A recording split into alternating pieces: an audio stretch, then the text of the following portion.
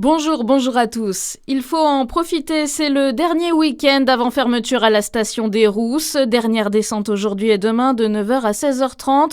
Une cinquantaine de kilomètres de pistes de ski de fond sont encore accessibles. Un dernier week-end de ski dans le Jura avant de changer de saison et se mettre à l'heure du printemps.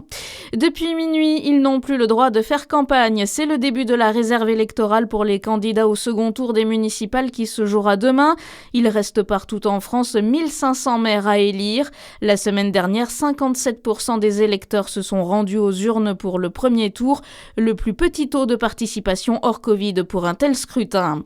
En Côte d'Or, une grande journée job dating pour l'enseigne Leclerc. Vous aurez la possibilité de participer à un entretien d'embauche sans inscription préalable en seulement 10 minutes aujourd'hui. En Côte d'Or, 4 magasins participent à l'opération, parmi eux les magasins de Beaune ou encore de Dijon. Au total, 5000 postes sont à pourvoir dans l'Hexagone.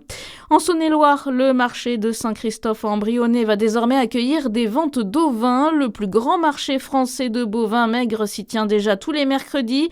42 800 jeunes bovins y ont été commercialisés en 2025.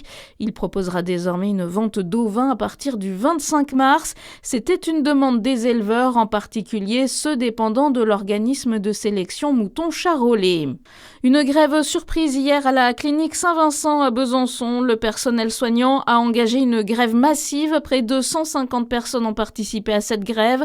Un débrayage qui devrait à minima se poursuivre jusqu'à mardi si aucun accord n'est trouvé avec la direction sur l'amélioration des conditions de travail ou encore des augmentations de salaire pour tous.